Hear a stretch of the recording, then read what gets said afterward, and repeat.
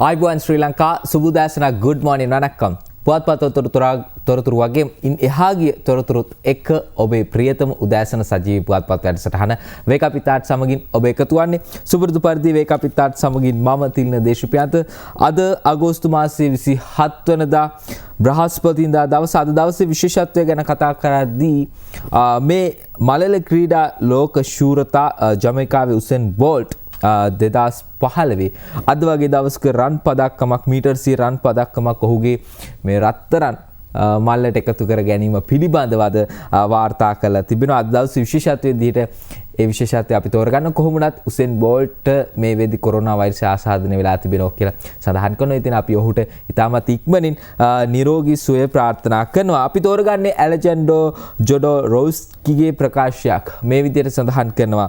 ධනාත්මක ආකල්ප පිළිබඳවයි ඔහු සඳහන් කරන්නේ ඔබ ජීවත් වන්නේ ඔබ ලෝකයේ ඇති ප්‍රතිරූපය තුලයි.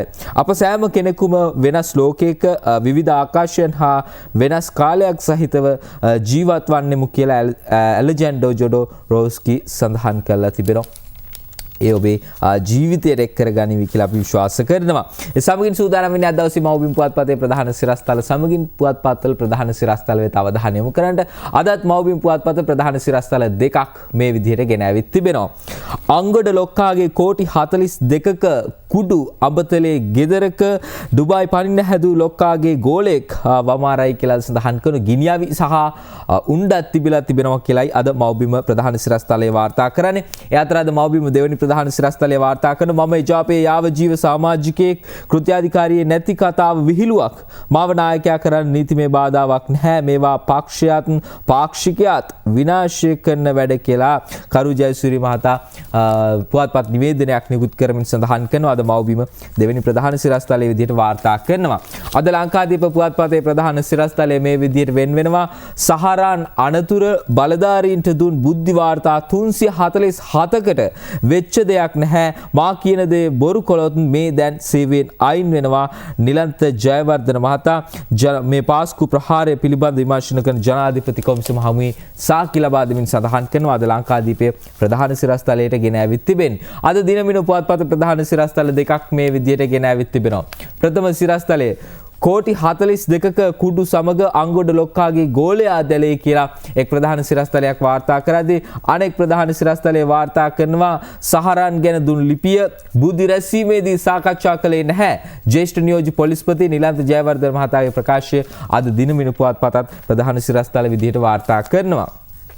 Today, Daily Mirror headline is new UNP leader to be from working committee. And Ceylon Today newspaper, there are two main stories in Ceylon Today paper. First is Easter Sunday Presidential Commission investigators visit Sirisena, record 10 hours statement. And the other main story is Independent Committee identifies reason for blackout, maintains protocol not followed.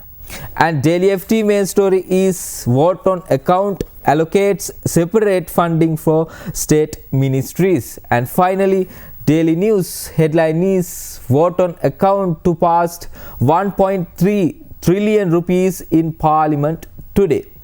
Those are the main stories from today national newspapers. අද මේ විදිහට පුවත්පත්වල ප්‍රධාන සිරස්තල වෙන් වෙලා තිබෙනවා.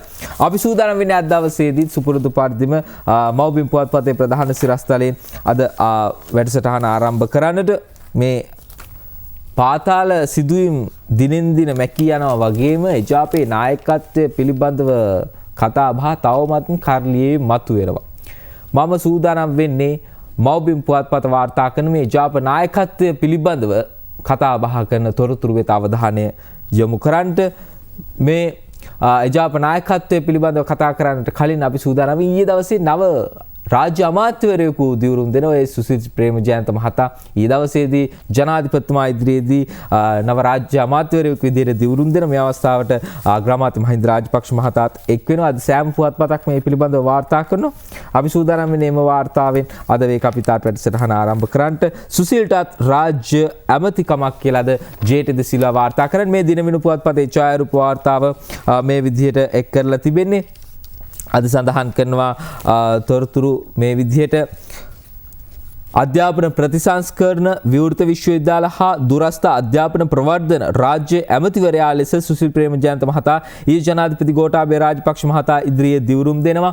අග්‍රාමාත්‍ය මහින්ද රාජපක්ෂ මහතා එවැගේම ජනාධිපති ලේකම් පී.වී. ජයසුන්දර මහතාද එම අවස්ථාවට එක්ව සිටියා කියලා සඳහන් වෙනවා. අද ඡායාරූපයේත් ඔබට පෙනෙන්නට තිබෙනවා ජනාධිපතිතුමා අගමැතිතුමා සුසිල් ප්‍රේමජයන්ත මහත්තයා එවැගේම තමයි පී.වී. ජයසුන්දර ජනාධිපති ලේකම්තුමාත් මේ අවස්ථාවට එක් වෙලා තිබෙනවා කියලා සඳහන් කරනවා. කෙසේ වෙතත් මීට පෙර රාජ්‍ය අමාත්‍යවරුන් 39 දෙනෙකු දිවුරුම් දුන්නා.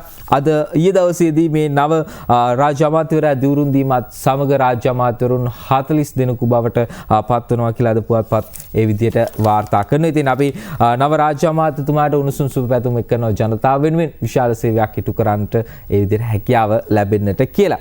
සූදානම් වෙන්නේ පහුගිය කාලේ කතා බහ කෙරුණු වගේම දැනටමත් කතා බහ කරන එක්සත් ජාතිපක්ෂ නායකත්වයේ සහ කරු ජයසූරිය මහතා එජාප නායකත්වයේ බාර ගන්නට සූදානම් කියලා තිබිද්දිත් කරු ජයසූරිය මහතා එජාප කෘත්‍යාධිකාරියේ නොමැති නිසා ඔහුට නායකත්වයේ බාර ගන්න බැහැ කියලා එජාප නායකත්වයේ මේ විදිහට සඳහන් කරලා තිබෙනවා. අපි බලමු මව්බිම් පුවත්පත වාර්තා කරන තොරතුර. මම එජාපයේ යාවජීව සමාජිකයෙක් කෘත්‍යාධිකාරියේ නැති කතාව විහිළුවක් මාව නායකයා කරන්න නීතිපේ බාධාවක් නැහැ. මේවා පක්ෂයත් පාක්ෂිකයත් විනාශය කරන වැඩ කියලා හිටපු කතානායක කරු ජයසූරිය මහතා පුවත්පත් නිවේදනයක් නිකුත් කරමින් මාධ්‍ය නිවේදනයක් නිකුත් කරමින් සඳහන් කරනවා. ශ්‍රී රණසිංහ රුවන්ත නිතුල්ගස්පිටි සමගින් අද ඒ පිළිබඳව මේ විදිහට වාර්තා කරනවා. එක්සත් ජාතික පක්ෂයේ යාවජීව සමාජිකත්වයේ මීට වසර 20කට පෙර තමා ලබාගත් බවත් ආණ්ඩුක්‍රම ව්‍යවස්ථා සභාවේ සභාපති ධූරයෙන් ඉවත් වූ වහාම පෞගේ 21 වෙනිදා යලි පක්ෂ සමාජිකත්වයේ ලබාගත් බවත් එජාප හිටපු නියෝජ්‍යනායක කරු ජයසූරිය මහතා පුවත්පත් නිවේදනයක් නිකුත් කරමින් සඳහන් කරනවා. කරු ජයසූරිය මහතාගේ මාධ්‍යංශය මගින් මෙම පුවත්පත් නිවේදනය නිකුත් කර ඇත්තේ පහුගිය 25 වෙනිදා එජාප කෘත්‍යාධිකාර රැස්වීමේදී කරු ජයසූරිය මහතා සම්බන්ධයෙන් පදනම් විරහිත හා හාස්‍යජනක ප්‍රකාශ දෙකක් සිදු කිරීම නිසා යයිද එම නිවේදනයේ වැඩිදුරටත් සඳහන් වෙනවා. කෘත්‍යාධිකාරී මණ්ඩල සභිකයෙකු නොවන නිසා හිටපු කතානායක එජාප නායකත්වයට පත් කිරීමට කිසිදු නීතිමය බාධාවක් නැතයිද සැබෑ අවශ්‍යතාවයක් තිබේ නම් ඒ කළ හැකි බවද එහි සඳහන් කරලා තිබෙනවා. එජාප පක්ෂ සමාජිකත්වයේ මීට වසර 20කට පෙර කරු ජයසූරිය මහතා ලබාගෙන ඇතැයිද M10 අංකය සහිත එම සමාජිකත්වයේ යාවජීව පක්ෂ සමාජිකත්වයක් බවද සඳහන් වෙනවා. කෙසේ වෙතත් 2010 වසරේ සහ 2015 වසරේදී පක්ෂයේ නොවන බාහිර පුද්ගලයන් ජනාධිපති අපේක්ෂකයන් ලෙස ඉදිරිපත් කිරීමේදී පවා සලකා නොබැලූ නිර්ණායක ඉදිරිපත් කරමින් පක්ෂය තවදුරටත් විනාශ කරා රැගෙන යන බවද සඳහන් කරනවා. මෙමගින් පක්ෂයත් පාක්ෂිකයත් විනාශ වන බවද ජයසූරිය මහතා එම නිවේදනයේ දක්වලා තිබෙනවා. ශ්‍රී ලංකාව නිදහස දිනාදීමේදී පුරෝගාමි මෙහෙවරක් ඉටු කළ දේශපාලන පක්ෂයක් මෙලෙස විනාශ මුඛයට ඇද දමා කවර පාර්ශ්වයක උමනාවක් ඉටු කර ගන්නවාද යන ප්‍රශ්නයක් මතු කරලා තිබෙනවා. තම පක්ෂ නායකත්වයට පත්වීමට එකඟ වූයේ විවිධ පාර්ශ්වයන් වලින් ලැබුණු ඉල්ලීම් නිසා යයිද එමහතා නිකුත් කළ නිවේදනයේ තවදුරටත් සඳහන් වෙනවා කියලාද මව්බිම් පුවත්පතේ විදිහට වාර්තා කරන කොමුණත් කරු ජයසූරිය මහතාට එතුමාව හම්බ වෙන්නටම ගිහිලා එජාපයේ ප්‍රබලීන් බොහෝ පිරිසක් සඳහන් කරේ මේ කාල සීමාවේ එජාපයේ නායකත්වය බාර ගන්න හොඳ ශක්තියක් ලැබෙන්න කියලා ලබා දෙන්න කියලා. කොහොම වුණත් කරු ජයසූරිය මහතා ඒ විදිහට Tamanගේ කැමැත්ත ප්‍රකාශ කිරීමත් සමග එජාප කෘත්‍යාධිකාරී මණ්ඩලයේ කරු ජයසූරිය මහතා නැහැ. ඒ නිසා ඔහුට මේ පක්ෂයේ නායකත්වය ලබා දෙන්න බැහැ කියලා උන්න දැන් කතාවක් කියනවා. ඉතින් කොහොම වුණත් මේ ගැන සජිත් ප්‍රේමදාස මහතාගේ අවධානය යොමු වෙලා තිබෙනවා. එතුමාට සඳහන් කරන්නේ මේ එජාපය අතහැරලා අපි ගාවට එන්න කියලා සජිත් ප්‍රේමදාසගෙන් මේ විදිහට කරුට ආරාධනාවක් කරලා තිබෙනවා කියලා සඳහන් කරන අද පුවත්පත් ඒ තොරතුරත් වාර්තා කරලා තියෙනවා. අද මව්බිම් පුවත්පතට රුවන්ත නිතුල්ගස්පිටිය වාර්තා කරන්නේ එජාපය අතහැරලා අපි ගාවට එන්න කියලා සඳහන් කරනවා. මේ ලංකාදීප පුවත්පත වාර්තා කරන තොරතුරු එජාපයේ නැහැයි කීම විහිළුවක් අවුරුදු 20ක සිට යාවජීව සමාජිකත්වයේ තියෙනවා. කරුගෙන් නිවේදනයක් නිකුත් කරනවා. මේ විදිහට කලකිරලා ඉන්න කරුට කතා කරනවා සමගි ජන බලවේගයේ නායක සයි ප්‍රේමදාස අපත් සමග එක්වන්න සමගි ජන බලවේගයෙන් කරුට විවෘත ආරාධනා කියලයි සඳහන් කරලා තිබෙන්නේ. ඒ අනුව දිගින් දිගටම එල්ලවන අසාධාරණකම් හමුවේ නිහඬව නොසිට එක්සත් ජාතික පක්ෂ නිවාත්ව සමගි ජන බලවේගය හා එක්වන්නයි තමා හිටපු කතානායක කරු ජයසූරිය මහතාට ගෞරවයෙන් ආරාධනා කරන බව සමගි ජන බලවේගයේ නායක විපක්ෂ නායක සජිත් ප්‍රේමදාස මහතා ඊයේ සඳහන් කරනවා. එක්සත් ජාතික පක්ෂයට කරු ජයසූරිය මහතා කළ කැපකිරීම අමතක කර රනිල් වික්‍රමසිංහ මහතා ප්‍රමුඛ එජාපයේ කූට උපක්‍රම ඔස්සේ දිගින් දිගටම කෙනෙහිලිකම් සිදු කරනවා නම් තවදුරටත් පක්ෂය තුල රැඳී සිටීම උචිතදයි තමා කරු ජයසූරිය මහතාගෙන් විමසන බවත් එහි එජාපයේ නිවත් වී සමගි ජන බලවේගයේ සමාජිකත්වය ලබාගෙන ඉදිරි දේශපාලන කටයුතු සඳහා සම්බන්ධ වන ලෙසත් විපක්ෂ නායකවරයා හිටපු කතානායකවරයාගෙන් ඒ අනුව ඉල්ලලා තිබෙනවා.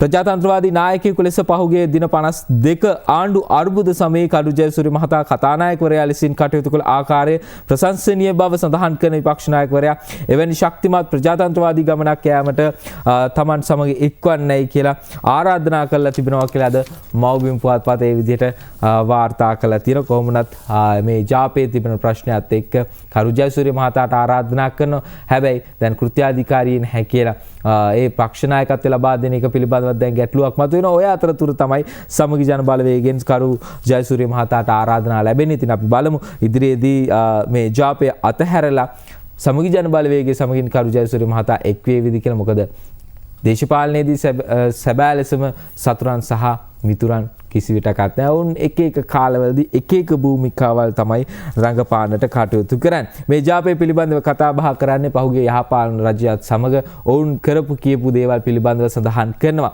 ඒ අතර තමයි පහුගිය අප්‍රේල් මාස 21 ප්‍රහාරය පිළිබඳව මේ වෙද්දී තවමත් පරීක්ෂණ කටයුතු සිදු වෙනවා. ඒ අතරතුර ඊයේ දවසේදී හිටපු ජනාධිපතිතුමාගෙන් ප්‍රකාශයක් සටහන් කරගන්නවා. අද මව්බිම් පුවත්පත වාර්තා කරන ඒ සම්බන්ධයෙන් පාස්කු ඉරිදා ත්‍රස්ත ප්‍රහාරය ගැන මෛත්‍රීගේ නිවසටම ගිහින් පැය 10ක ප්‍රකාශයක් ලබා ගන්නවා කියලා සඳහන් කළා තිබෙන්නේ.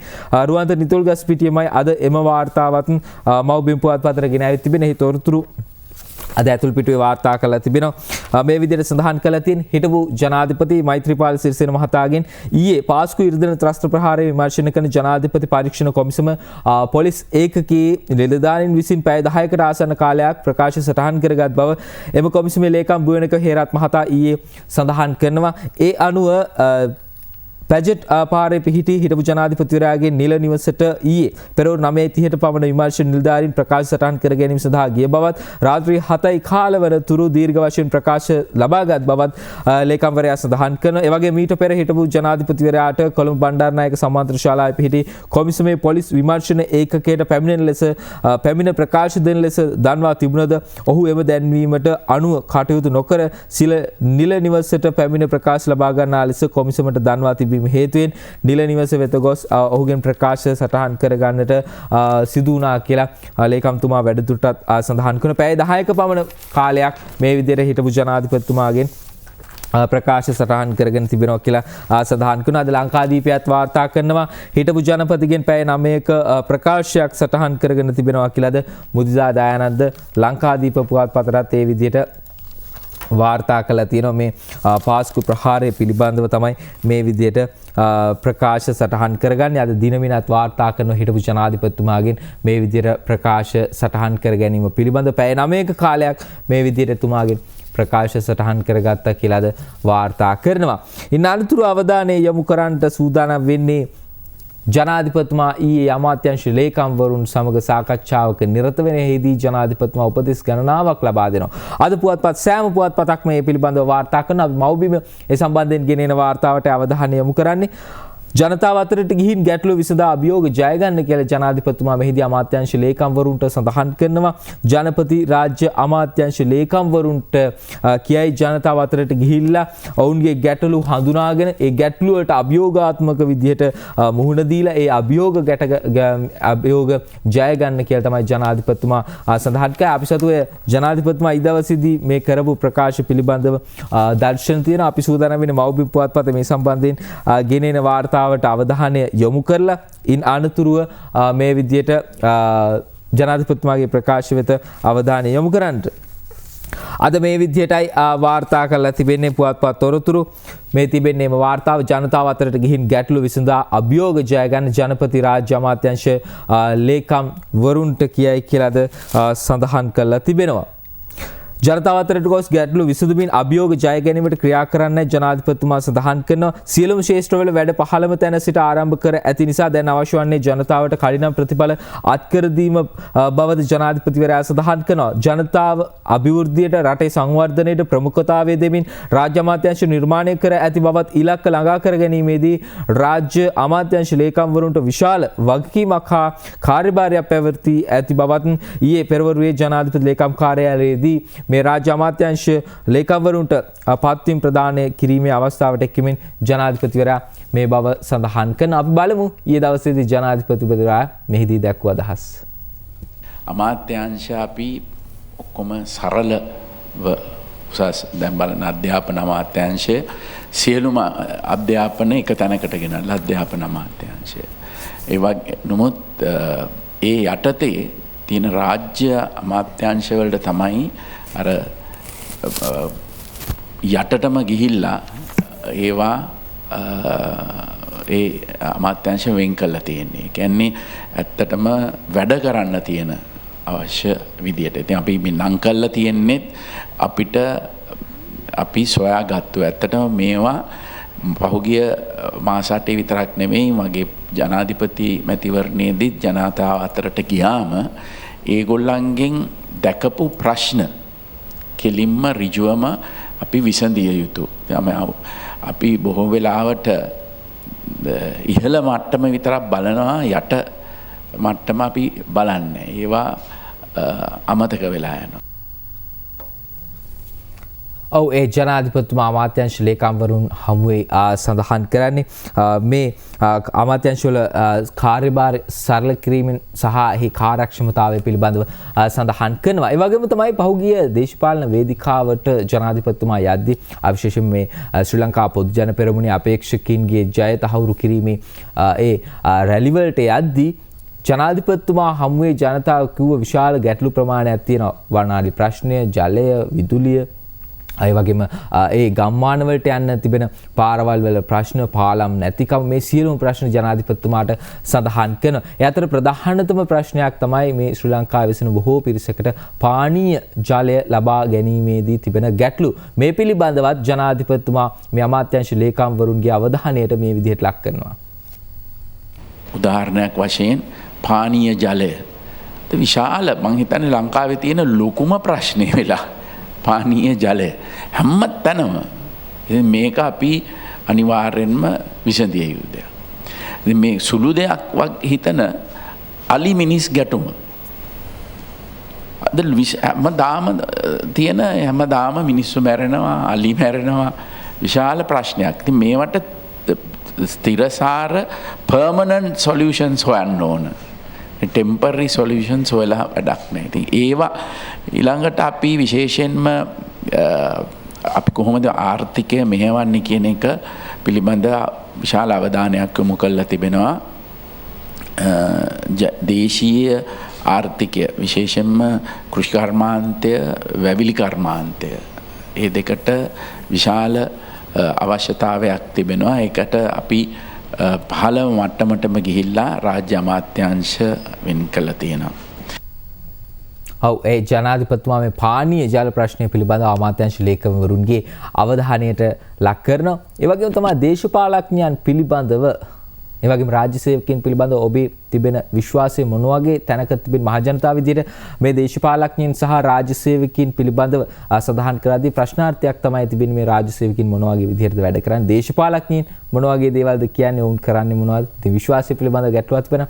ජනාධිපතිතුමාගේ අවධානයත් ලක් වෙනවා මේ දේශපාලඥයන් වගේම රාජ්‍ය සේවකයන් පිළිබඳව තිබෙන විශ්වාසය වැඩි වෙන්නට ඕනේ කියන කාරණාව පිළිබඳව ජනාධිපතිතුමාගේ අවධානයත් ලක් වෙනවා.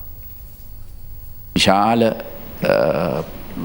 ප්‍රශ්නයක් මිනිස්සු අතර තියෙන තමයි එකක් දේශපාලඥයන් ගැන තියෙන විශ්වාසය නැතිවීම, දෙවැනි එක රාජ්‍ය සේවය පිළිබඳ තියෙන විශ්වාසය නැතිවීම. ඉතින් මේ දෙකම බැලුවම රටක් දුවන්න තියෙන්නේ මේ දෙක. හැබැයි මිනිස්සු අතරට ගියාම මිනිස්සුන්ට මේ දෙක ගැනම විශ්වාසයක් නැති වෙලා. ඉතින් මේක හොඳ දෙයක් නෙවෙයි. ඒක නිසා දැන් මේ මැතිවරණයේදී ප්‍රතිඵල අපි හරි විදියට බැලුවොත් ඒක තමයි ජනතාව කියන්නේ. ඉතින් ඒ අය විශ්වාස කරනවා මේ දෙකේම තියෙන වෙනසක් ඇති වෙලා ජනතාවට සේවය කරන දේශපාලන සංස්කෘතියකුත් ඒ වගේම ජනතාවට සේවය කරන රාජ්‍ය සේවාවකුත් ඇති වෙයි කියලා. ඉතින් අද විශාල රාජ්‍ය සේවයක් තියෙනවා. තවත් දැන් 1,60,000ක් රාජ්‍ය සේවයට එක්කාසු වෙනවා. එතකොට ලක්ෂ 18කටත් වඩා වැඩි වෙනවා. ඉතින් මේ රාජ්‍ය සේවයක් හරහා හැම අංශයකටම අපේ හොඳ සිස්ටම් එකක් තියෙනවා. මේ සිස්ටම් එක ක්‍රියාත්මක කරන්න තමයි අවශ්‍ය.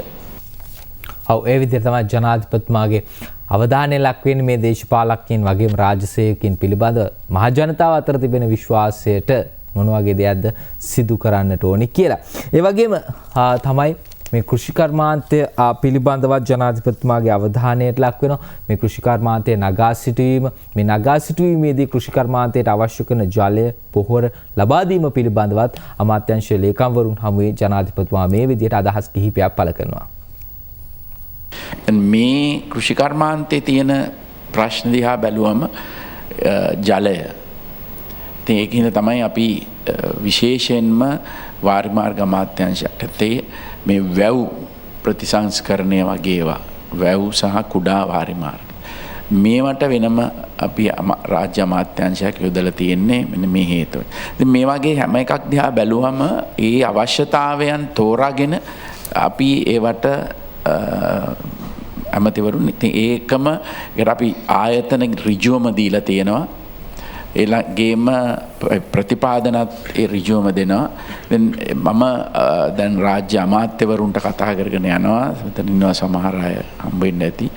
ඒ කතා කිරීමේදීත් මම ඒගොල්ලන්ට කිව්වේ වසරෙන් වසර අපි කොතෙන්ටද යන්නේ කියන එක මූලික වශයෙන් අපේ සැලැස්මේ වසරින් වසර අපි කොහොමද යන්නේ කියන එක. ඉතින් ඒක ලේකම්වරුන්ට තියෙන ලොකු කාර්යභාරයක් සැලැස්මක් හදන එක. මේ 5-year plan එකක් ඒකේ වසරෙන් වසර අපි මොනවද achieve කරන්නේ කොතනද ටාගට් එක. මම කුරුණෑගල එක පැත්තක යනකොට මම පාරේ නවත්තලා ඇහුවා දැන් කන්න දෙකම කරනවද? කිව්වා නෑ සර් මේ කන්නේ කරන්න බෑ. ඇයි අපිට වතුර දුන්නේ නැහැ. ඉතින් දැන් ඒ අයට දන්නේ නැහැ ඇයි වතුර දුන්නේ නැත්තේත් මොකද. එයා කියනවා අපි කලාවේ තාම වතුර තියෙනවා නමුත් අපිට වතුර දෙන්නේ නැහැ. දැන් මේ වගේ ඒවා ඉතින් මම මහවැලි මේ ඩිරෙක්ටර් ජෙනරල් නේද එයාට කතා කරලා එයා ගියා. එයාට ගිහිල්ලා කතා කරා. හැබැයි කතා කරාමත් ඇත්තටම අපි යන්න ඕන මේ ජනතාවත්. ගෙතන ගිහිල්ලා නිලධාරීනුයි හම්බුණාට වැඩක් නැහැ.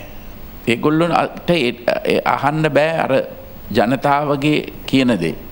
ඉතින් මේ වගේ ජනතාවගේ ප්‍රශ්න අපිට විසඳන්න නම් ඇත්තටම මම වටේම මේ ගිය මේ මැතිවරණයේදී ගිය වෙලාවල් වලට මේ පාර මැතිවරණයේදී මේ මිනිස්සු ගෙනාපු ප්‍රශ්න හරි සරල දේවල්.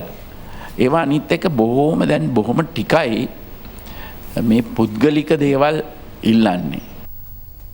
ඔව් ඒ ජනාධිපති ගෝඨාභය රාජපක්ෂ මහතා ඒ ජනාධිපති ලේකම් කාර්යාලයේදී ජනාධිපති ලේකම් කාර්යාලයේදී ඊයේ දවසේදී මේ අමාත්‍යාංශ ලේකම්වරුන් හමුවේ දැක්වූ අදහස් ඉතින් ජනාධිපතිතුමාගේ අවධානයට ලක් වෙන ජනතාව සැබෑ වශයෙන්ම මුහුණ දෙන ප්‍රශ්න කිහිපයක් පිළිබඳව රාජ්‍ය නිලධාරී දේශපාලඥයින් මෙපමණ කාලයක් මේ ජනතාවගේ සැබෑ ප්‍රශ්න පිළිබඳව අවධානයට ලක් කරාද කියන කාරණාවත් එක දැන් ප්‍රශ්නාර්ථයක් මතුවෙන කොහොමවත් කමක් නැහැ.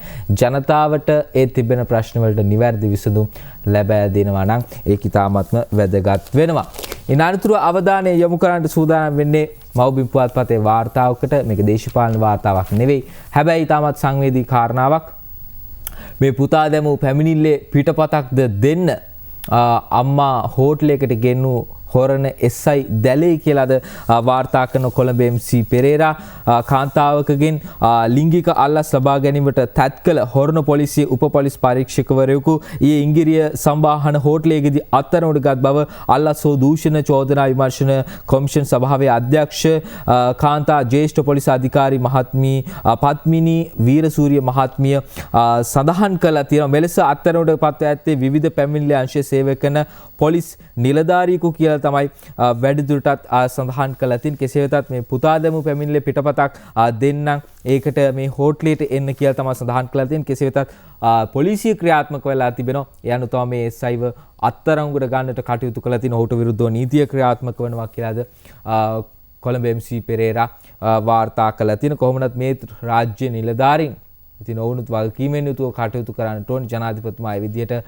කටයුතු කරන්නට උත්සාහ ගනිද්දී පොලිසිය රට රකින්න නීතිය රකින්න ආයතනයක්. ඉතින් ඔවුන් නීතිය නියමාකාරයෙන් ඉෂ්ට කරන්නට ඕනේ. මෙවැනි දේවල් සිදු කරන්නේ නැතිව කොහොමවත් පොලිසියම ක්‍රියාත්මක වෙලා මේ වංචනික නිලධාරියා වත්තරමුණු ගන්නට කටයුතු කරලා තිබෙනවා කියලාද මව්බිම වාර්තා කරන්නේ. ඉන් අනතුරුව අවධානය යොමු කරන්න සූදානම් වෙන්නේ රජයේ ඉදිරි මාස 4 පිළිබඳව කතා බහ කරද්දී මේ වියහියදම් පියවා ගන්නට අතුරු සම්මත ගිණුමක් ගෙනෙන්න සූදානම් වෙනවා. ඒ පිළිබඳව විවාදය අද සහ හෙට කියලා ජේ.ටී. ද සිල්වා වාර්තා කරනවා. අද මව්බිම ලංකාදීප මේ පිළිබඳව තොරතුරු වාර්තා කරනවා. අතුරු සම්මත ගිණුමේ විවාදය අද සහ හෙට මේ වසරේ අවසන් කාර්තුව සඳහා ඉදිරිපත් කර ඇති අතුරු සම්මත ගිණුම පිළිබඳ විවාදය අද 27 වනදා පාර්ලිමේන්තුවේදී පැවැත්වෙනවා කියලා සඳහන් කරන දේශීය භාණ්ඩාගාර බිල්පත් ආඥා පනත යටතේ භාණ්ඩාගාර බිල්පත් නිකුත් කිරීම මගින් ලබා ගන්න ණය සීමා වැඩි කිරීමේ යෝජනාවද විවාදයට කිරීමට නියමිතව තියෙනවා. ඒ අනුව අද දවසේ සහ හෙට දවසේ යන දින දෙකෙහි පෙරවරු 9:30 සිට පසුරු 6:30 දක්වා මෙම විවාදය පැවැත්වෙන මේ යෝජනා පිළිබඳ ඡන්ද විමසීම 28 වෙනිදා පසුරු 6:30ට සිදු කරන්නට නියමිතව තිබෙනවා කියලාද වැඩිදුරටත් මව්බිම් පුවත්පත වාර්තා කරලා තිබෙනවා. ඒ වගේම තමයි නව රජය පත් වුණාන් පස්සේ මේ 19 වෙනි ව්‍යවස්ථාව පිළිබඳ කතා බහ කරනවා. දේශපාලන වේදිකාවෙත් මේ 19 රාජ්‍ය පාලනය ශ්‍රී ලංකාව පාලනය කිරීමට විශාල බාධාවක් කියලා සඳහන් කරනවා. මේ 19 ඉවත් කරන්නට ජනතාවගෙන් වරමක් ඉල්ලන 3/2 බලයක් ජනතාවේ බලය ලබා දෙනවා. කොහොම වුණත් මේ 19ත් එක්ක තිබෙන ස්වාධීන කොමිෂන් සභා අහෝසි කිරීමක් සිදු කරන්න එපා කියලා කාවින්ද ජයවර්ධන පාර්ලිමේන්තු මන්ත්‍රීතුමා සඳහන් කරනවා. ඔහු මේ විදිහට සඳහන් කරන්නේ ස්වාධීන කොමිෂන් සභාව තොරතුරු පනත ඉවත් කරන්න එපා කියලායි සඳහන් කරන්නේ. අද අනුරාධා හේරත් ඒ පිළිබඳව වාර්තා කරනවා මේ විදිහට. නව ව්‍යවස්ථාව වෙනසින් ස්වාධීන කොමිෂන් සභාව සහ තොරතුරු දැනගැනීමේ පනත අහෝසි කරනවාට සමගි ජන බලවේගයේ විරුද්ධ බව එහි පාර්ලිමේන්තු මන්ත්‍රී දොස්තර කාවින්ද ජයවර්ධන මහතා සඳහන් කරනවා. ස්ථාපිත කර ඇති පොලිස් මැතිවරණ හා රාජ්‍ය සේවා ස්වාධීන කොමිෂන් හරහා යම් තරමකින් හෝ එම ආයතනවල ස්වාධීනත්වය ආරක්ෂා වූ බව අමතක නොකළ යුතු කරුණක් බවයි ඔහු සඳහන් කරන්නේ. ආණ්ඩුව බලයට පත්වීමට පෙර නව ව්‍යවස්ථාවක් ගෙන එන බව පැවසුවත් මේ වන විට ඔවුන් සූදානම් වන්නේ ව්‍යවස්ථා සංශෝධනයකට යෑම බව පෙන්වා දෙන මන්ත්‍රීවරයා සඳහන් කරන්නේ. කෙසේවත් වත්මන් ව්‍යවස්ථාව හා 19 වෙනි ව්‍යවස්ථා සංශෝධනයේ සාධනීය කරුණු සැලකිල්ලට ගන්නට ඕනි කියලායි සඳහන් කරන්නේ. ආණ්ඩුවට ජනතාව 3/2 බලය ලබා දී තිබෙන්නේ ජනතාවාදී ව්‍යවස්ථාවක් ස්ථාපිත කිරීමට බැවින් ඊට නව සංශෝධනයක් ගෙන එන්නේ නම් සංශෝධනය කිරීමට නියමිත ව්‍යවස්ථා කවරේද යන ප්‍රථමයෙන් ජනතාව ඉදිරියේ දිගහැරිය යුතුයි කියලා කාවින්ද ජයවර්ධන මහතා වැඩිදුරටත් සඳහන් කරනවා කියලා වුන් සඳහන් කරන්නේ. ඉතින් ඔහු සඳහන් කරන්නේ මේ ස්වාධීන කොමිෂන් සභාවයි එවැගේම මේ තොරතුරු දැනගැනීමේ පනතයි මේ 19ත් එක්ක ලැබුණු ඒ ප්‍රජාතන්ත්‍රවාදී ලක්ෂණ ඉවත් කරන්න එපා කියලා ඔහු සඳහන් කරලා තිබෙනවා. ඒ වගේම කතා කරද්දී මේ මධ්‍යම අධිවේගී මාර්ගය පිළිබඳව අද තොරතුරු ගෙන ඇවිත් තිබෙනවා. ලංකාදීප පුවත්පත මම හිතන්නේ බොහෝ දෙනෙකුගේ අවධානයට ලක් වෙන කාරණාවක්. මොකද දක්ෂිණ අධිවේගී මාර්ගයේ මේ විද්දී භාවිතා කරන බොහෝ පිරිසක් ඉන්නවා. එදිනෙදා භාවිතා කරන බොහෝ පිරිසක් ඉන්නවා. රටේ ආර්ථිකයට බොහෝසෙයිම වැදගත් වෙන මාර්ග පද්ධතියක්. ඒ වගේම තමයි මේ මධ්‍යම අධිවේගී මාර්ගයත්. මේ මධ්‍යම අධිවේගී මාර්ගයේ කඩවත මීරිගම කොටස වසර 3ක් ඇතුළත අවසන් කරන්නට කටයුතු කරනවා කියලාද විශේෂ බාර අමාත්‍ය ජොන්ස්ටන් ප්‍රනාන්දු මහතා සඳහන් කළ තිබෙනවා. අද ලංකාදීප පුවත්පත මේ පිළිබඳව වාර්තා කරන්නේ. අපි ලංකාදීප පුවත්පතේම වාර්තාවට අවධානය යොමු කරන්නටයි සූදානම් වෙන්නේ. ඇමතිතුමා සඳහන් කරන කරුණු මේ විදිහට වාර්තා කරනවා. මධ්‍යම අධිවේගී මාර්ගයේ කඩවත සිට මීරිගම දක්වා වූ කොටසේ ඉදිකිරීම් කටයුතු වසර 3ක් ඇතුළත ඉදිකර අවසන් කරන ලෙස මහා මාර්ග අමාත්‍ය ජොන්ස්ටන් ප්‍රනාන්දු මහතා අමාත්‍යාංශ ලේකම් RWR ප්‍රේමසිරි මහතාට පහුගිය 25 වෙනිදා උපදෙස් ලබා දීලා තිබෙනවා. මෙම මාර්ග කොටස ඉදිකිරීම සඳහා රුපියල් බිලියන 158ක මුදලක් ඇස්තමේන්තු කරලා තිබෙනවා. පහුගිය රජ්‍ය සමයේදී ඉදිකිරීම් කටයුතු ප්‍රමාද කිරීම නිසා ඇස්තමේන්තු මුදලට අමතරව තවත් රුපියල් බිලියන 25ක මුදලක් වැඩිපුර ගෙවීමට සිදුව තිබෙන බව අමාත්‍යාංශ ලේකම් RWR ප්‍රේමසිරි මහතා සඳහන් කරනවා. මෙම කොටස ඉදිකිරීම වෙනුවෙන් මූලික අත්තිකාරම් මුදල වන කොන්ත්‍රාත් මුදලෙන් 15%ක් දේශීය අරමුදල් වලින් ගෙවිය යුතු අතර එම අත්තිකාරම් මුදල රුපියල් බිලියන 16.6ක මුදල පෙරේද වෙනිදා 25 වෙනිදා අදාළ කොන්ත්‍රාත් සමාගමට ගෙවලා තිබෙනවා කියලා සඳහන් කරන්නේ. මධ්‍යම අධිවේගී මාර්ගයේ කඩවත සිට මීරිගම දක්වා කොටසේ දුර ප්‍රමාණය කිලෝමීටර් 36ක් වෙනවා. ඒ වගේම පළල මීටර් 16.67ක් වෙනවා කියලා තමයි සඳහන් කරන්නේ. මන්ත්‍රීරු 4කින් සමන්විත වන අතර ගුවන් පාලම් දුර කිලෝමීටර් 13 මාරකට ආසන්න වෙනවා කියලයි අද වැඩිදුරටත් නාලක සංජීව දහනායක ලංකාදීප පුවත්පතට වාර්තා කරන්න. ඉතින් නව පද්ධති නව මාර්ග පද්ධති ලංකාවට එකතු වීම තුලින් ශ්‍රී ලංකාවට එකතු වීම තුලින් එහි දායකත්වය රටේ ආර්ථිකයට මොන විදිහට බලපානවද? ඉතින් හම්බන්තොට වරාය ඒ වගේම කටුනායක ගුවන් තොටුපළ මේ සියලුම දේවල් ඒකාබද්ධ වීම තුල අපේ රටේ ආර්ථිකයට ඉතාමත්ම ශක්තියක් වෙනවා. ඒ වගේම තමයි ආර්ථිකය පිළිබඳව කතා කරද්දී ආර්ථිකය වගේම ආර්ථිකයේ දුවන කර්මාන්ත ශාලා ඒ වගේම තමයි මේ අපේ රටේ බොහෝ පිරිසක් වැඩ කටයුතු කරන අතරතුර හදිසියෙම පහුගිය 17 වෙනිදා අපේ රටේ විදුලිය විසන්දීමක් වෙනවා. මේ විදුලිය විසන්දීම පිළිබඳව සොයා බලන්නට කමිටුවක් පත් කරන ඒ කමිටුවේ වාර්තාව නිකුත් වෙනවා. ඒ වාර්තාව පිළිබඳව මේ විදිහට අද පුවත්පත් වාර්තා කරනවා. අපි මේ පිළිබඳව අවධානය යොමු කරන මේ නව වාර්තාව කැබිනට්ටුවට ඉදිරිපත් වෙනවා. එහිදී සඳහන් කරන්නේ මේ රට පුරා විදුලිය බිඳ වැටුනේ උපපොලේ අධිකාරිවරයාගේ අත්වැරදීමකින් කියලායි අද වාර්තා කරන්නේ. වාර්තාව අධ්‍යයනයෙන් පසු ඉදිරි පියවර ගන්නට සූදානම් කියලා කුමුදුපුල් ශාන්ත ක්‍රිෂාන් පතිරත් ජයසූරිය සමගින් අද වාර්තා කරනවා. දිවයිනේ ඉකුත් 17 වෙනිදා විදුලිය බිඳ වැටීම කෙරවලපිටිය උපබලාගාරයක නඩත්තු කටයුත්තකදී විදුලි අධිකාරීවරයෙකුගේ නොසැලකිල්ල හේතුවෙන් ඇති වූ බවක් ඒ සම්බන්ධයෙන් සොයා බැලීමට පත් කළ කමිටු වාර්තාව පෙන්වලා තිබෙනවා. කෙරවලපිටිය උපබලාගාරයේ විදුලිය බිඳ වැටීමත් සමග නොරචෝලේ බලාගාරයේ ජනනයන්ත තුනම අක්‍රිය වූ බවත් ඒ හේතුවෙන් මුළු රටටම පැය 8කට ආසන්න කාලයක් විදුලිය නොමැතිව තිබූ බවත් එම වාර්තාවෙන් පෙන්වලා දීලා තිබෙනවා. කෙරවලපිටිය උපබලාගාරයේ නඩත්තු කටයුතු සම්බන්ධයෙන් අත්පොතක් හෝ නොමැතිවීම ගැටලුකාරී ඇති අර්බුදයක් වෙලා තිබෙනවා කියලා සඳහන් කරනවා. දිවෙන පුරා 17 වෙනිදා ඇති වූ විදුලිය බිඳ වැටීම සම්බන්ධයෙන් සොයා බැලීමට විදුලි බල අමාත්‍යාංශයෙන් පත් කළ 9 දෙනෙකුගෙන් යුතු කමිටු වාර්තාව විදුලි බල ඇමති ඩල සලහප්පෙරුම් මහතාට 24 වෙනිදා බාර දුන්න අතර ඇමතිවරයා එම වාර්තාව කැබිනට් මණ්ඩලයට ඉදිරිපත් කරා. එම වාර්තාව හෙට 28 වෙනිදා ප්‍රසිද්ධියට පත් කිරීමට නියමිතව තිබෙනවායි කියලාත් අද පුවත්පත් වාර්තා කරනවා. ඉතින් ඒ අනුව මේ වාර්තාවේ තොරතුරු මහ ජනතාව වෙත බලා ගැනීමේ අවස්ථාව ලබා දීලා තිබෙනවා කියලයි සඳහන් කළා තියෙන. කොහොම වුණත් මේ උපබලාගාරයේ උපපොලේ අධිකාරිවරයාගේ අත්වැරදීමක් නිසා මේ සිදුවීම සිදු වුණා කියලා සඳහන් කරනවා. මෙවැනි සිදුවීමක් සිදු වුණොත් කොයි විදිහටද ක්‍රියා කරන්න ඕනි කියන කරුණු කාරණාවත් ඇතුළත් පොතක් සහ ඒ නිගමන මුකුත් නැහැ කියලා සඳහන් කරනවා. ඉතින් මේ පිළිබඳව අවධානය යොමු කරන්න ඕනි කියන කාරණාවත් මතක් කරනවා. යම් හේකින් ප්‍රශ්නයක් වුණොත් නැවත ඒ යථා තත්ත්වයට පත් කරගන්න ශනිකව යථා තත්ත්වයට පත් කරන්නට ගත යුතු ක්‍රියාමාර්ග පැහැදිලිව සඳහන් කර තිබිය යුතුයි. ඒ වගේම සඳහන් කරද්දී මේ එළවලු මාළු බිත්තර ඒ වගේම පොල් මේ වෙද්දී මිල කොහොමද? ඔබ දන්නව ඇති මොන වගේ මිලක්ද දැන් මේ ද්‍රව්‍යවලට තිබෙන්නේ කියලා. අද ඒ පිළිබඳ උපතිස්ස පෙරේරා වාර්තා කරනවා මව්බිම් පුවත්පතට. එළවලු මාළු බිත්තර පොල් කරවල මිල අහස උසට ගිහිල්ලා තිබෙනවා කියයි උපතිස්ස පෙරේරා අද මව්බිම් පුවත්පතට වාර්තා කරලා තිබෙන්නේ.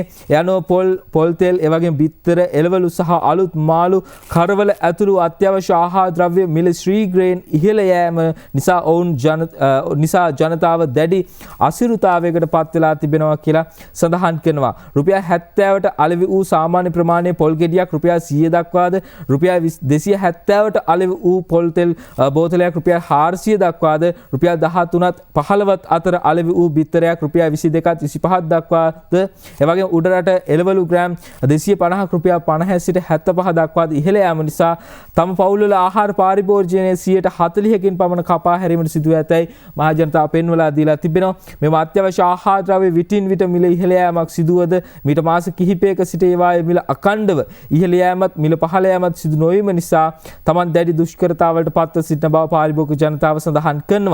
මෙසේ අත්‍යවශ්‍ය ආහාර ද්‍රව්‍ය මිල ඉහළ යාම පිටුපස වෙනද මාෆියාවක් ක්‍රියාත්මක වන්නේදයි සැකයක් පවතින බැවින් ඒ පිළිබඳව පුළුල් විමර්ශනයක් සිදු කර පාරිභෝගික ජනතාවට සහන සැලසීමට පාරිභෝගික අධිකාරිය මැදිහත් විය යුතු බව ජනතාව පෙන්වලා දීලා තිබෙනවා කියලා උපතිස්ස පෙරේරා වාර්තා කළ තිබෙන. ඉතින් ජනතාවට දැන් ඔන්න අහස උසර භාණ්ඩ මිල ඉහළ ගොස් තිබෙනවා.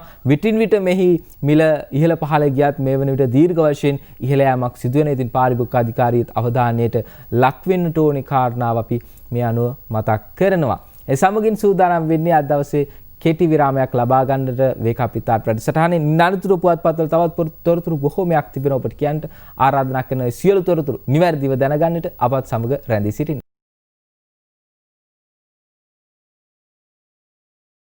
ඔබ යලිත් එකතු වන්නේ ඔබගේ ප්‍රියතම උදෑසන සජීවී පුවත්පත් වැඩසටහන වේකාපිතාත් සමගින්. මම සූදානම් වෙන්නේ දිනමිනු පුවත්පතේ මුල් පිටුවේ වාර්තාවක් වෙත අවධානය යොමු කරන්නට. මේ ඊයේ දවසේදී ජනාධිපති ලේකම් කාර්යාලයේදී අමාත්‍යාංශ ලේකම්වරුන් හමුවේ ජනාධිපති ගෝඨාභය රාජපක්ෂ මහතා සඳහන් කරන හිතට එකඟව හරි තීන්දුව ගන්න කියලා සඳහන් කරන හිතට එකඟව හරි තීන්දුව ගන්නා රාජ්‍ය නිලධාරීන්ට වරදින්නේ නැහැ කියලා ජනාධිපති ගෝඨාභය රාජපක්ෂ මහතා සඳහන් කළා. තමන් ලේකම්වරයෙකු වශයෙන් කටයුතු කරපු කාලයේදීත් තමන් එවැනි තීන්දුව తీරන ගත්තා කියලා ජනාධිපතිතුමා සඳහන් කරනවා. ඉතින් ඒ වෙනි තීන්දුව తీරන ගත්තා පස්සේ අවදාවත් වරදින්නේ නැහැ කියලායි ජනාධිපතිතුමා සඳහන් කරන්නේ.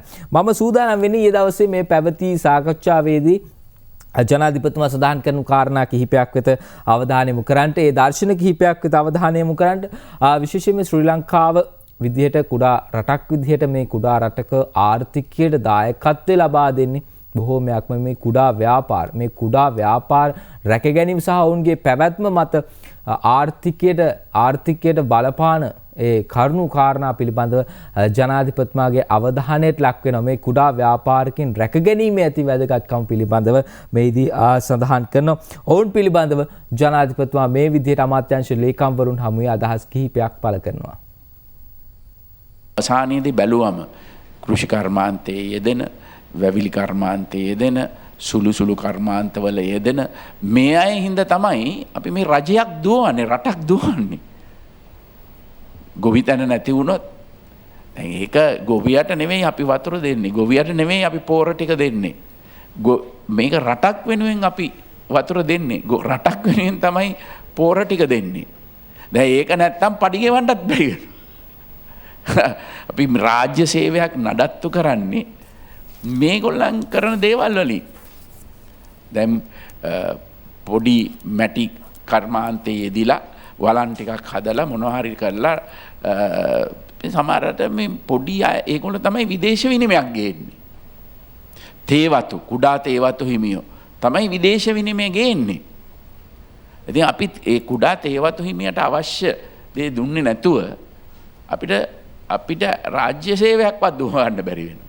ඉතින් අපි මෙන්න මේක මතක තියාගන්න ඕනේ. අපි මේ හැම දෙයක්ම මොනවා කරත් සමහරලාට අපි මේ කාමරවල ඉඳගෙන, ඔෆිස් වල ඉඳගෙන මේවා කරනවා. හැබැයි අපි මතක තියාගන්න ඕන මේ අය තමයි දීවර කර්මාන්තය ගත්තත් අපි මේ දීවරයාගෙන් තමයි අපි මේ ඔක්කොම රටේ යැපෙන්නේ. තේ වල ඉඳලා වී වල ඉඳලා දැන් අපි කොච්චර වෑයමක් දරනවද මේ වී වලට සාතික මිලක් දීගෙන, හාල් වලට සාතික මිලක් දීගෙන, හාල් පාරිභෝජිකයාට එන ගැන මේ අපි රාජ්‍ය සේවයෙන් කරන්නේ මේ හදපු වී ටික බෙදා ගන්න එක. ගොවිය මහන්සි වෙලා වැඩ කරලා ඔක්කොම කරලා අපිට පාරිභෝගිකයට මේ හාල් ටික දෙවන එකනේ මහ ලොකුවට අපි ඔක්කොම කරන්නේ. ඉතින් ඒත් අපි අමතක කරන්න නරකයි. අපි එතන අපිට වෙලාවට වතුර ටික දෙන්න බැරි නම්, වෙලාවට පොහොර ටික දෙන්න බැරි නම් අපේ සේවාවෙන් වැඩක් තියෙනවා. මේවා තමයි අපි කල්පනා කරලා බලන්න ඕන. ඔව්, ඒ ජනාධිපතිතුමා කුඩා ව්‍යාපාරිකයන්, කුඩා කර්මාන්තකරුවන්, ඒ වගේම තමයි ගොවි මහතුන් රැක ගැනීම පිළිබඳව මේ විදිහට අමාත්‍යාංශ ලේකම්වරුන්ගේ අවධානයට ලක් කරනවා. ඒ වගේම COVID-19 පාලනය ශ්‍රී ලංකාවේ රජය කොයි විදිහටද කළේ, ඒකට රජ්‍ය ආරක්ෂක අංශය වගේම මේ සියලු දෙනාගේම දායකත්වය සහ සෑම අංශයකම තිබෙන සිස්ටම් එක මොන වගේ වේවිද? ඔබට මතකයි සිස්ටම් චේන්ජ් එකක් ගැන පහුගිය කාලේ කතා බහ කරා. මේ සිස්ටම් චේන්ජ් එකත් එක්ක COVID-19 ට හොඳ පිළිතුරක් ලබා දුන මේ සිස්ටම් එක නියමාකාරව ක්‍රියාත්මක කිරීම තුළ ඒ විදිහට සිස්ටම් එකක් තිබුණු නිසා COVID-19 පාලනය කිරීමට හැකියාව තිබුණා කියලා ජනාධිපතිතුමා මෙහිදී සඳහන් කරනවා. අපි බලමු COVID-19 පාලනය කිරීම පිළිබඳව ජනාධිපතිතුමා දක්වන අදහස්. හැම අංශයකටම අපේ හොඳ සිස්ටම් එකක් තියෙනවා. මේ සිස්ටම් එක ක්‍රියාත්මක කරන්න තමයි අවශ්‍ය. දැන් අපි දන්නවා දැන් කොවිඩ් මේ වසංගතය ආවම අපි ලෝකේ පළවෙනිම තැනට වගේ හොඳ පාලනයක් කරගන්න. මේකට ප්‍රධාන හේතුව අපේ සෞඛ්‍ය සේවාව. අපිට හොඳ සෞඛ්‍ය සේවාවක් තිබීම. නමුත් අපි ජනතාව අතරට ගියාම තාමත් ඒ සෞඛ්‍ය සේවාවේ දියුණු කරන්නට විශාල ප්‍රමාණයක් තියෙනවා. විශාල කොටසක් අපිට තව කරන්නට පුළුවන් ජනතාවට මේ සෞඛ්‍ය සේවය තව ඉදිරියට ගෙනියන්න. මොකද ගියාම කියනවා දොස්තරවරු නැහැ, නර්ස්වරු නැහැ, සම්පත් නැහැ, අපිට යන්න දුරට යන්න තියෙනවා. මේ වගේ මැසිවිලි විශාල ප්‍රමාණයක්. නමුත් ඒ අර හොඳ සෞඛ්‍ය සේවයක් තුල විශාල තව ඉදිරියට විශාල ප්‍රමාණයක් අපිට යන්නට පුළුවන්. මේවා තමයි අපි තේරුම් ගන්නට ඕන. ඔව් ඒ ජනාධිපති ගෝඨාභය රාජපක්ෂ මහතා ජනාධිපති ලේකම් කාර්යාලයේදී සියලුම අමාත්‍යාංශ ලේකම්වරුන් හමුවේ අදහස් දක්වමින් සඳහන් කරන පොඩ බලන්න මීට පෙර ජනාධිපතිවරුන්ගේ අදහස් සහ වර්තමාන ජනාධිපතිවරයාගේ මේ තිබෙන අදහස් එක්ක සාමාන්‍ය ජනතාවට තිබෙන නියම ප්‍රශ්න පිළිබඳවද මේ කතා කරන්නේ. අමාත්‍යාංශ වලට ඒ වෙන් කරපු නම් පිළිබඳ ඊතරම් සරල විදිහට නම් වෙන් කරලා අමාත්‍යාංශයකින් විසඳිය යුතුම ප්‍රශ්න පිළිබඳව තමයි කතා බහ කරන්නේ ඒ අමාත්‍යාංශ වලට වැටුණු. නමුත් එක්ක මේ අලිවැටවල් පිළිබඳව ඔබට මතක ඇති මේ තිබෙන සෑහෙන කාලයක් තිස්සේ කතා බහ කරා. ඒ අනුව අලිවැටවල් නිර්මාණය කළා. ඒ පිළිබඳව නියම ප්‍රමිතියකට මේ අලිවැටවල් ඉදි කරලා මේ අලිමිනිස් ගැටුම අවම කරන්නට ඒ විදිහට අමාත්‍යාංශය කටයුතු කරන්නට ස්ථාපිත කිරීම ඉතාමත්ම වැදගත් වෙනවා. ඒ අනුව බොහෝ අමාත්‍යාංශ ප්‍රමාණයක් මේ වෙද්දී නිර්මාණය වෙලා තිනවා. සරලව සහ ජනතාවටත් ඉතාමත්ම හොඳින් ඒ අමාත්‍යාංශ තේරුම් ගන්නට පුළුවන්. විශේෂයෙන්ම ඇමතිවරයාටත් ඒ අමාත්‍යාංශයෙන් ඇත්තටම කරන්නට ඕනේ මොකද්ද කියන ඒ අරමුණත් ඒ හරහා ලැබිලා තියෙනවා. ඒ අනුව දැන් මේ අමාත්‍යාංශවල වැඩ පටන් අරන් තියෙනවා. මොකද මාස 6ක් ගත වෙද්දී මේ ඇමතිවරුන්ගේ ප්‍රගතිය අමාත්‍යාංශවල ප්‍රගතිය මොන වගේද කියලා වාර්තාවක් ලබා දෙන්නට ඕනේ ජනාධිපතිතුමාට. ඉතින් කොහොමුණත් අපි විශ්වාස කරනවා මේ අනුව ගියොත් ඉතාමත් ඉක්මනින් අපේ රටේ මේ තිබෙන ප්‍රශ්න විසඳිලා ඉතාමත් හොඳින් ඉදිරියට යන්නට හැකියාව ලැබෙයි කියලා. මම සූදානම් වෙන්නේ දිනමින පුවත්පතේ වාර්තාවක් වෙත අවධානය යොමු කරන්නට. ජනාධිපතිතුමා ගැන කතා කරද්දී මේ ජනාධිපතිතුමා පහුගිය ජනාධිපතිවරණයට ඉදිරිපත් වීමත් එක්ක ජනාධිපතිතුමාට ආපු චෝදනාවක් පිළිබඳව සඳහන් වෙනවා.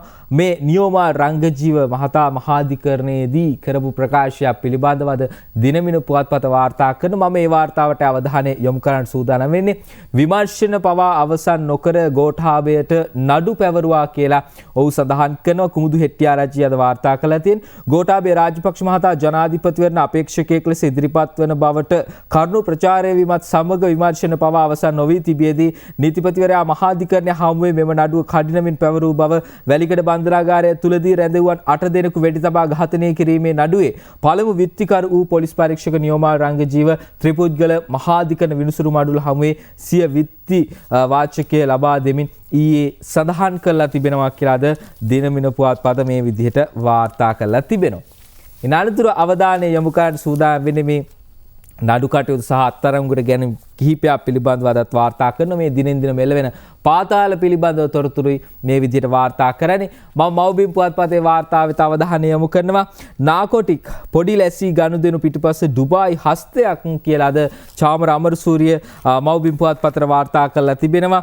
අත්අඩංගුවේ පසුවන පොලිස් මද්‍රව්‍ය නාශක කාර්යාංශයේ නිලධාරීන් විසින් දකුණේ පාතාල නායකයෙකු වන පොඩි ලැස්සිගේ කල්ලියට අලෙවි කළ බව කියන හෙරොයින් කිලෝ 12ක් සහ ගිනිඅවි සමග අත්අඩංගුවටපත් වූ පාතාල කල්ලි සමාජිකයා ඩුබායි රාජ්‍යයේ වෙසෙන කූපයකට පාතාල නායකයෙකු විසින් මෙහෙවා ඇති බව මූලික විමර්ශනවලදී හෙළි වෙලා තිබෙනවා කියලා අපරාධ පරීක්ෂණ දෙපාර්තමේන්තුවේ ආරංචි මාර්ග සඳහන් කරනවා. මෙම පාතාල සමාජිකයා විසින් සංගවා තිබූ T56 ගිනියාවි ඊට යොදන පතුරම් රිවෝල්වර් ඒ වගේම තවත් රුපියල් කෝටි 12කට අධික හෙරොයින්ද සොයා ගැනීමට හැකියාව ලැබුණා කියලා අද වාර්තා කරලා තිබෙනවා. ඒ වගේම මව්බිම් පුවත්පතේ තවත් වාර්තාවක් මේ හිරේ ඉන්න රගරා එක්ක කුඩු ජාවාරම් කළ මහර නියාමක ඇතුළු 4ක් අල්ලයි කියලා සඳහන් කරන ගුවන් හමුදා මූලස්ථානයේ සිවිල් සේවකයෙකුත් ඒ අතර ඉන්නවා කියලාද චාමර අමරසූරිය වේයන්ගොඩ ඉන්දික තුෂාර සමගින් අද මව්බිම් පුවත්පතට වාර්තා කරලා තිබෙන්නේ.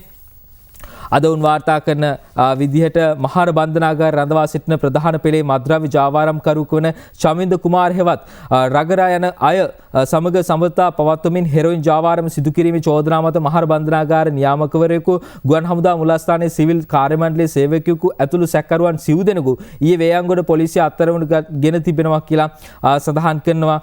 ඒ අතර ඒ වගේම මේ රගරා යන අය හෙරොයින් ග්‍රෑම් 73ක් සමග 2017 වසරේදී අත්අඩංගුවට ගෙන රක්ෂිත බන්ධනාගාරගත කර ඇති අතර අත්අඩංගුවටපත් වූ බන්ධනාගාර නියාමකවරයා හා ඔහු තම ජාවාරම සිදු කර ඇති බවද මූලික විමර්ශනවලදී මේ වෙද්දී හෙළි වෙලා තිබෙනවා කියලාද වාර්තා කරනවා මව්බිම් පුවත්පතේදී. මේ සම්බන්ධ වෙලා තිබෙන්නේම රාජ්‍ය සේවකීන් සහ නීතිය ක්‍රියාත්මක කරන්නට සිටින පිරිසක් තමයි මේ මද්‍රව්‍ය සඳහා ඔවුන් මේ විදියට යොමු වෙලා තිබෙන්නේ. අද මව්බිම් වාර්තා කරන්නේ. ඒ වගේම තමයි සිරගෙවල් පිළිබඳව සිරගෙවල් සහ බන්ධනාගාරවල සිටින කාන්තාවන් වගේම දරුවන්ගේ ගැන තොරතුරුත් මේ වෙද්දී විශේෂ අමාත්‍යතුමිය ඉල්ලලා තිබෙනවා. අද ඒ පිළිබඳව වාර්තා කරනවා. හිරගෙවල් වල සිටින දරුවන් ගැන ඇමතිනිය වාර්තාවක් ඉල්ලයි කියලා සඳහන් කරන අද මව්බිම ඇතුල් පිටේ මේ සම්බන්ධ තොරතුරු කිහිපයක් තිබෙනවා. සිරගත මව්වරුන් හා කුඩා දරුවන් 46ක් ගැන කඩිනමින් වාර්තාවක් ඕනේ කියලා ඉල්ලන්නේ. මේ පහුගිය දවසක කරපු හෙළිකිරීමකට අනුව මව්වරුන් හා කුඩා දරුවන් 46 දෙනා පිළිබඳ වාර්තාවක් ඉදා කඩිනමින් තමා වෙත ලබා දෙන ලෙස බන්ධනාගාර ප්‍රතිසංස්කරණ හා සිරකරුවන් පුනරුත්ථාපන රාජ්‍ය අමාත්‍ය සුදාශිනී ප්‍රනාන්දුපුල්ලේ මහත්මිය ඊයේ පරිවාස දෙපාර්තමේන්තුව වෙත දන්වලා තිබෙනවා. ඒ අනුව මව්වරුන් හා දරුවන් 46 දෙනා සම්බන්ධයෙන් ගත යුතු ඉදිරි පියවර සම්බන්ධයෙන් සොයා බැලීම සඳහා අධිකරණ අමාත්‍යාංශය ඇතුළු ආයතන කිහිපයක නියෝජිතයින් පිරිසකගේ සහභාගීත්වයෙන් ඊයේ පස්වරුවේ අධිකරණ අමාත්‍යාංශයේදී අමාත්‍යාංශ සවනාගාරයේදී පැවති සාකච්ඡාවකදී රාජ්‍ය අමාත්‍යවරිය එම දැනුම් දීම සිදු කරලා තිබෙනවා කියලාද මව්බිම් පුවත්පත වාර්තා කරලා තිබෙනවා. ඒ වගේම මව්බිමේ ප්‍රධාන සිරස්තල ඒ වගේම ලංකාදීප ප්‍රධාන සිරස්තලයක් තව කරුණු සොයන්නට නියමිතව තිබෙනවා. ඉතින් අපි කෙටි විරාමයක් ලබා ගන්න. විරාමෙන් අනතුරුව ඒ පිළිබඳව ඔබට කියන්නට සූදානම්.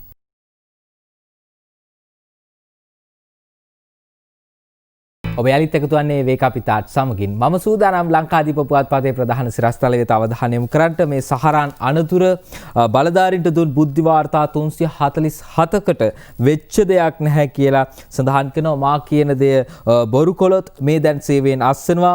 මේ ඔක්කොටම කියන්න ඕනේ මමද ඊළඟට රටටම කීවේ නැත්තේ ඇයි කියලා. හාවි මේ වගේ ටීම් එකක් එක්ක වැඩ කරන්න වෙච්ච එක ගැන කනකාටුයි කියලා සඳහන් කළා තියෙන නිලන්ත ජයවර්ධන මහතා.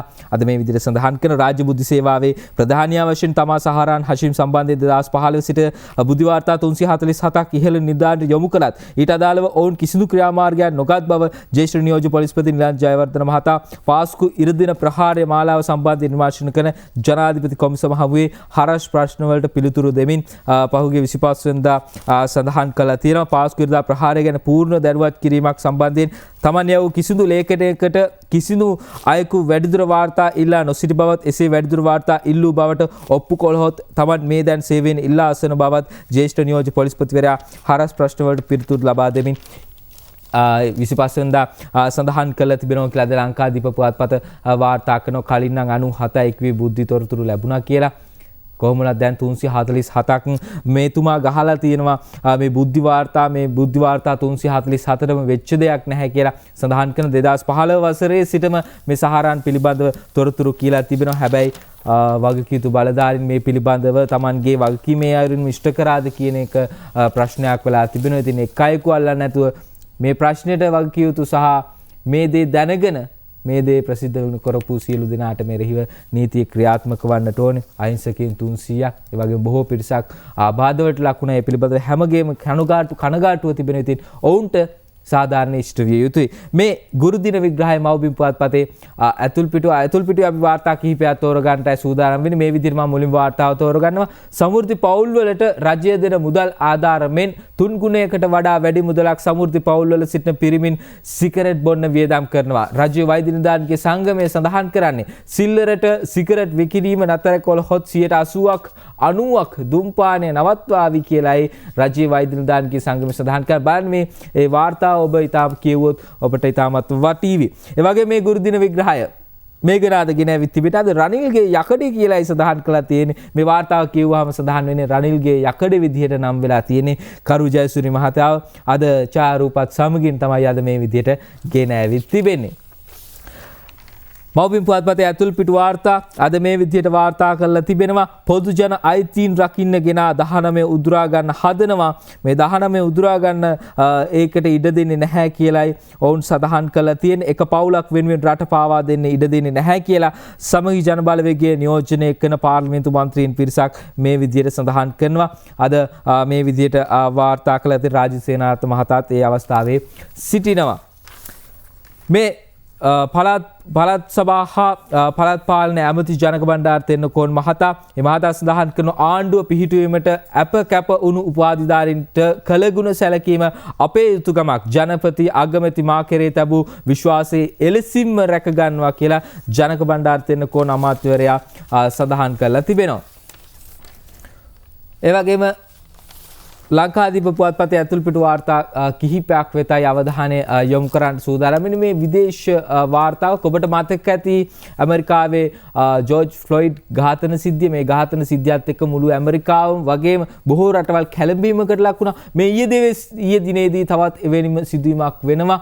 ඇමරිකාව යලි ඇවිලෙයි වෙඩිකෑ කළු ජාතිකයා මරණ මංචකයේ සිටිනවා කියලා තමයි සඳහන් කරන්නේ. ඔහුගේ පුතා ඉදිරියේදී තමයි මේ වෙඩි ප්‍රහාර එල්ල කළා තිබෙන්නේ. කොහොමනත් දැන් මේ පිළිබඳවත් දැන් ඒ ඇමරිකාවේ දැන් යලි ඒ ඇවිලීම් කටයුතු සිදු වෙලා තියෙනවා. ජනතාව දැන් යලිත් පාරට බහින්නට සූදානම් වෙලා තිබෙනවා මේ කළු ජාතිකීන්ට එල්ල වෙන ඒ ප්‍රශ්නකාරී තත්ත්වයක් එක්ක.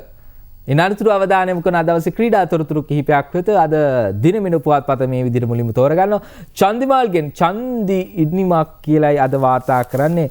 චන්දිමාල් ඊයේ ත්‍රිත්ව ශතකයක් වාර්තා කරන්නට කටයුතු කරන නොදැවි ලකුණු 354ක් ලබා ගන්නවා. පළමු පෙළ ක්‍රිකට් ඉතිහාසයේ ඉහළම ලකුණු ගණනේ වාර්තාව තමයි චන්දිමාල් මේ විදිහට තබන්නේ. අන්තර් ක්‍රීඩා සමාජ පළමු පෙළ ක්‍රිකට් තරඟාවලියේ තමයි මේ විදිහට චන්දිමාල් කටයුතු කරන්නේ. ඔහු යුද හමුදා කණ්ඩායම තමයි නියෝජනය කරන්නේ. යුද හමුදා කණ්ඩායමත් ඒ වගේ සැරසන් කණ්ඩායමත් අතර ඇති තරගයේදී තමයි මේ විදිහට චන්දිමාල් විශිෂ්ට ඉනිමක් ක්‍රීඩා කරන්නේ. ඉතිහාසගත වන ඉනිමක් විදිහට තමයි වාර්තා පොත් අතරට එකතු වන්නේ.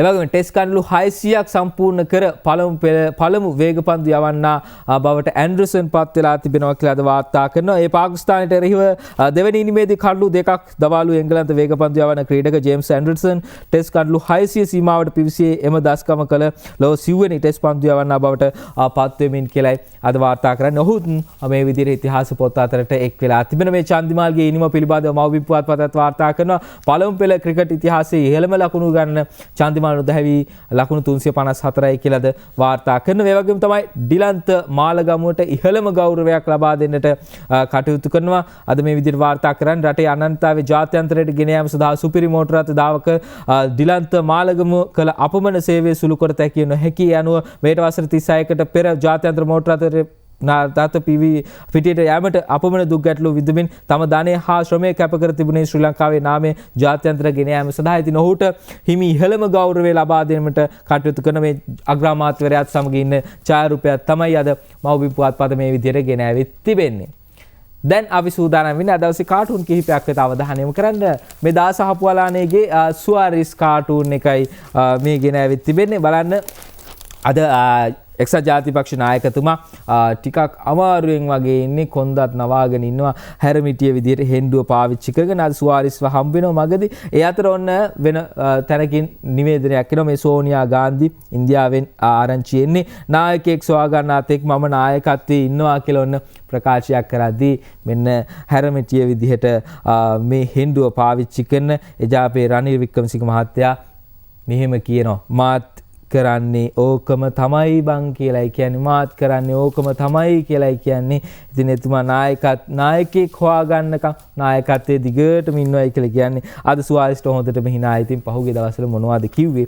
අද කට්ටිය කරන්නේ මොකද්ද කියලායි සුවාරිස් කල්පනා කරන්නේ. මේ තිස්ස හේවාවෙස්සගේ hina වෙස්ස කාටුන් එක බලන්න අද ඒ කතාවමයි ගෙන ඇවිත් තිබෙන මේ විදිහට තිස්ස හේවාවෙස්සගේ hina වෙස්ස කාටුන් එකට කරු ජයසූරිය මහත්තයා ඔන්න ඉන්නව පැත්තකට වෙලා රනිල් වික්‍රමසිංහ මහත්තයා ඔන්න එයා ටිකක් නැවිලා වෙන පැත්තකට හැරිලා ඉන්න හෙන්ඩුව හැබැයි නේ ගහගෙන ඉන්නේ. කරු ජයසූරිය මහත්තයා කල්පනා කරන මොකද්ද කරන්නේ කියලා. හෙන්ඩුව අරන් දුවනවද එහෙම නැත්නම් මොකද්ද කරන්නේ කියලායි අද කරු ජයසූරිය මහත්තයා මේ විදිහට කල්පනා කරන්නේ. මේ දාසගේ ඇතුල් පිටු කාටුන් එක ඔන්න කරු ජයසූරිය මහත්තයා දුවගෙන එන උසපයින් බලන්න මේ උසපයින් තැන ඒ පොල්ලට ගහලා තියෙන්නේ කාගේ ඡායාරූපයේද කියලා රූපයේද කියලා. ඔව් රනිල් වික්‍රමසිංහ මහත්තයාගේ ඡායාරූපය තමයි ගහන්නේ. මේ කරු ජයසූරිය මහත්තයා දුවගෙන ඇවිල්ලා මේ පොල්ලට උඩින් පනිද්දී මොනවා කරාවිද ඔන්න දැන් ප්‍රශ්නයක් තමයි තියෙන්නේ. මේ රනිල් වික්‍රමසිංහ කියන මේ උස පැනීමේ ඒ පොල්ල මොන විදිහට ඉදිරියේදී ක්‍රියාත්මක වේවිද අපි බලමු මේ ක්‍රීඩාවට සහ මේ පොල්ලට උඩින් කරු ජයසූරිය මහත්තයාට පනින්න පුළුවන් වේවිද කියලා අපි බලමු. ඉතින් කෘත්‍යාධිකාරී මණ්ඩලයේ පිළිබඳව දැන් ඔන්න ප්‍රශ්නයක් ඇවිත් තිබෙනවා. අපි බලමු මොකක්ද ඉදිරියේදී වෙන්නේ මේ පොල්ලට උඩින් පනින්නට කරු ජයසූරිය මහත්තයාට පුළුවන් වේවිද කියලා. BMD වීරරත්නගේ ඇතුල් පිටු කාටුන් එක අද මව්බිම පුවත්පතේ අද මේ විදිහට කතාවක් ඊයේ පෙරේද දවසක අග්‍රාමාත්‍යවරයා සඳහන් කරන නවක മന്ത്രിවරුන්ට මේ පාර්ලිමේන්තුවට එනවයි කියලා වෙන තැන්වල යන්න එපා කියලා කියනවා. ඔන්න අද ඒක මේ മന്ത്രിවරුන්ගේ බිරින්දෑවරුන්ට ඇහිලා තියෙනවා. ඔන්න පාර්ලිමේන්තුව පැත්තට එනවා ඇමතිතුමාත් එක්ක. ඔන්න ඇමතිතුමා වොන්න යවලා කියනවා දැන් අගමැතිතුමා මෙහෙම කියනවානේ පාර්ලිමේන්තුව යනවා කියලා වෙන ගෙවල් වල යන්න එපා. අගමැතිතුමා ඔන්න කියනවා. ඔන්න ඇමතිතුමාත් එක්ක එනවා බිරිඳ ඇවිල්ලා ඔන්න හරි ගිහින් එනකම් මම මෙතන ඉන්නවා. ඔන්න දැන් කියලා තියෙන්නේ. දැන් ඉතින් ඇමතිතුමාට කොහෙවත් යන්න බෑ. මන්ත්‍රීතුමාට කොහෙවත් යන්න බෑ. පාර්ලිමේන්තුවට ගිහිල්ලා එනකම් අද එතුමාගේ බිරිඳ ඔන්න ඉන්නවා පාර්ලිමේන්තුව ගාව ගේට්ටුව ළඟට වෙලා. අද දවසේ වැඩසටහන නිමා කරන්නට අපි තෝරගන්නවා විදුරා බේනායකගේ දවසේ පද 4 හොඳ නැහැ වෙන ගමන් මැති සබ වැඩට නොයා දුන් ඔවදනකි අගමැති මැද මුලනේ පියා ඉස්සර ටිකිරි අයියලා මෙන් මිහිර සොයා බැඳිවල නොයන් යන්නේ අකුරටය තියා කියලාද විදුරා බේනායකගේ විදියට දවසේ පද 4න් ගෙන ඇවිත් තිබෙනවා. ඒ සමගින් අපි අද දවසේ වේක අපිතාත් වැඩසටහන මේ විදියට නිමාවටපත් කරනවා. අපි යලි හමු වෙන්නේ හෙට උදෑසන 6:25ට. හෙට උදෑසන 6:25ට හමු වන තුරු පයලියගොඩ ආර්ට් ටෙලිවිෂන් මැදිරියේ සිට සමුගන්නා මම තිලින දේශප්‍රියන්ත. ඔබට සුබ දවසක්.